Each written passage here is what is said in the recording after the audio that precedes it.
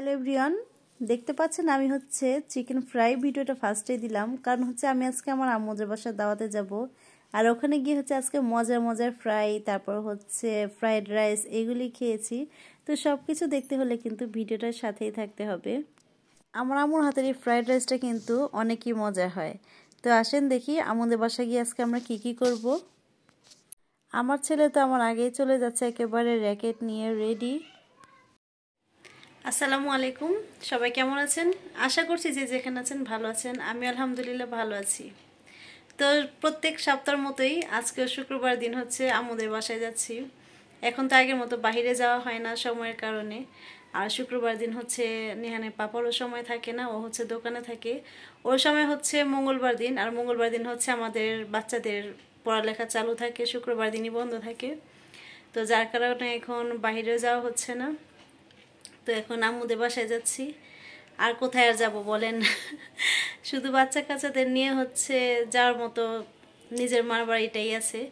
আর যে কোনো জায়গায় যেতে হলে হচ্ছে ওর পাপার দরকার পড়ে, তাই হচ্ছে আর এখন কোথাও যাওয়া হচ্ছে না। তো যাই হোক, মার বাড়ি কাছে আছে, দেখা যায় যে সারাক্ষণ বাসায় থাকি, হুট করে আবার মন চায় আম্মু বাসায় যায়, আম্মু বাসায় চলে যাই। তো কাছে আছে তো এই কারণে হচ্ছে হুট করে চলে যাই, 2-3 মিনিটের ব্যবধান। তো যাই হোক, ছেলে মেয়ে আমার আগেই চলে গেছে। তো আমি ভাবলাম যে আমি মাগরিবের নামাজটা পড়েই যাই, শরীরটা ভালো লাগতেছে না। আজকে কয়েকটা দিন যাবত হচ্ছে আমার কোমরটা অনেক ব্যথা, কেন এই ব্যথাটা হচ্ছে জানি না। তো এখন হচ্ছে আমি রেডি হয়ে গেলাম, আমার গায়ে একদম জ্বর। রেডি হয়ে গেলাম, এখন আমিও যাব, আর আমার ছোট বোনও আসবে।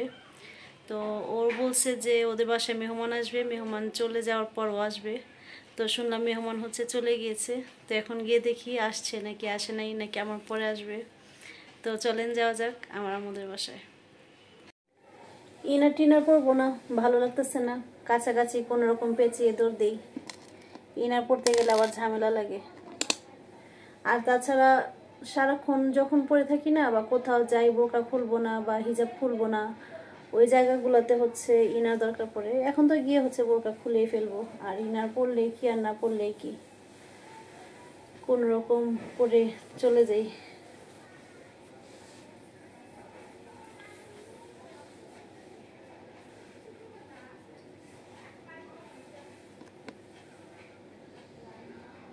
কোথাও যদি হিজাব পরে যাই না, যে হিজাব খুলবো না এরকম মানে কোনো থাকে, যদি নিয়ত যদি থাকে যে আজকে হিজাব খুলবো না, বাইরে কোথাও গেলে তো হিজাব খুলিই না। তো তখন হিজাব পরতে 12টা বেজে যায়, অনেক সময় লাগে। এত বছর যাবৎ হিজাব পরি, কিন্তু হিজাব পরতে গেলে সময় লাগে অনেক। বোরকার সাথে যে কোনো রকম পরে চলে যাই, কিন্তু কাপড়ের সাথে একটু ঢং করতে গেলে দেখা যায় বেশি দেরি লাগে। আর তাছাড়া আমি সবসময় একই রকম সিম্পল স্টাইলেরই হিজাব পরি। এই যে এখন যেরকম পরলাম, তখন শুধু এসে টাটকে দেই। তো খুব একটা ঝামেলা করি না। অনেক মানুষ অনেক ভাঁজ টাজ দেয়, আমি সেগুলি দেই না। সবসময় সিম্পলভাবে পরার চেষ্টা করি, শর্টে যেভাবে হয়। মাস্কে কি জানি ভরে আছে। রেডি, তো চলেন যাওয়া যাক। আমি আসার সাথে সাথে হচ্ছে আম্মু আমাকে এক বাটি ক্ষীর ধরায় দিছে, যে তোর পছন্দের ক্ষীর খেতে থাক। এই ক্ষীরটা দিয়েছে হচ্ছে আমার ছোট কাকি। কাকি ক্ষীর রান্না করেছে, আর খুবই মজা হয়েছিল। ক্ষীর খাওয়ার পরপরই হচ্ছে এখন দেখেন আমরা কি খাবারটা খাচ্ছি, খুবই মজাদার, খুবই পছন্দের। আমাদের ঘরে বলতে গেলে ভাবি বাদে এটা সবাই অনেক পছন্দ করে। আর এখানে দেখেন শাহালমণি রাগ করে বসে আছে, মাত্রই ঘুম থেকে উঠেছে। আর এই খাবারগুলি কি বলেন তো? সুইটকর্ন। এই সুইটকর্নটা কিন্তু আমাদের অনেক বেশি পছন্দ। আমি হচ্ছে আগে প্রায় যাওয়া হয়তো সীমান্ত স্কোয়ারে, তো ওখানে হচ্ছে এটা মাস্ট, এটা খাওয়াই হতো। বাকি কোনো কিছু খাই আর না খাই, এটা নিবই, এটার মিস হতো না। শুধু আমি না, আমি, আমার বোন, আমার মেয়ে, আমার আম্মু সহ অনেকেই পছন্দ করি। তো এটা হচ্ছে ওখানে মনে করেন যে খেতে খেতে লোকগুলি আমাদের এমন পরিচিত হয়ে গিয়েছে, বিশেষ করে আমার ছোট বোনের। ও প্রত্যেকটা শুক্রবারে হচ্ছে সীমান্ত স্কোয়ারে যাবে শুধুমাত্র এটা খাওয়ার জন্য আর মিল্কশেক খাওয়ার জন্য। তো ওই লোকটা আমাদের দেখলেই বলবে কি যে আপনার ছোট বোন আসে নেই। কয়েকদিন আগে আমি আমার মেয়েকে নিয়ে গিয়েছিলাম কসমেটিক্স কিনতে।